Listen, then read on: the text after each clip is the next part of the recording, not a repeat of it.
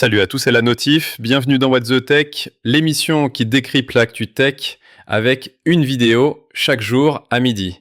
Alors, abonnez-vous pour rester informé, on ne perd pas plus de temps et on démarre tout de suite avec la première info.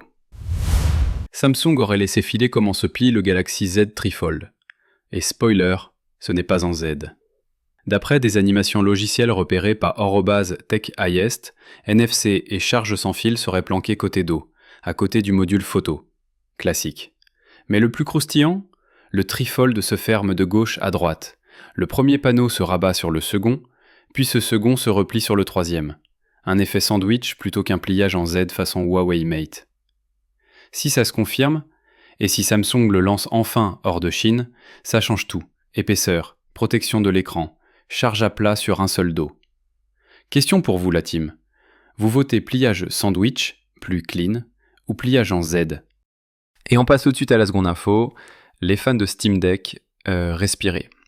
La rumeur du jour dit que le Steam Deck 2 n'arriverait pas avant 2028. Oui, 2028. L'info vient d'un one-liner lâché par le leaker Kepler sur NeoGAF, repéré par KitGuru et relayé par TechRadar, donc on garde les pincettes XXL. Mais si ça se confirme, Valve viserait un gros saut de perf, pas un refresh timide. Un contexte express, côté concurrent, ROG Xbox Ally d'Asus est annoncé pour octobre. Autrement dit, si vous hésitiez entre acheter maintenant et attendre Valve, la rumeur vous dit « prenez votre mal en patience ». Du coup la team, vous faites quoi? Vous partez sur un Ally/Legion Go tout de suite, ou vous patientez pour un Deck 2 potentiellement monstrueux?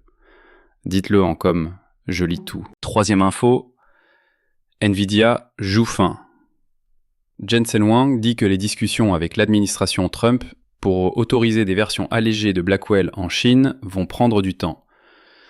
Le deal sur la table, une Blackwell bridée de 30 à 50% pour contourner les craintes de Washington sur l'usage militaire de l'IA. Et côté business, la Chine reste un marché quoi 50 $, que Nvidia ne veut pas lâcher.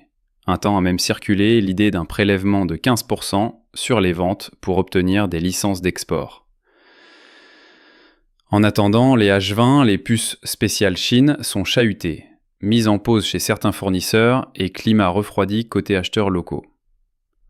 Et vous, la team, est-ce que vous pensez que Nvidia doit accepter de brider ses puces pour continuer à vendre en Chine, ou au contraire, jouer le tout ou rien? Balancez vos avis en commentaire. Si la vidéo vous a plu, likez pour soutenir, abonnez-vous si ce n'est pas déjà fait, et surtout activez la cloche pour ne rien rater des prochaines actus tech. Et partagez à vos potes fans de hardware, ça aide la chaîne à grandir. Merci d'avoir suivi ces 3 actus du jour, on se retrouve demain pour un nouveau débrief tech. Prenez soin de vous, et à très vite.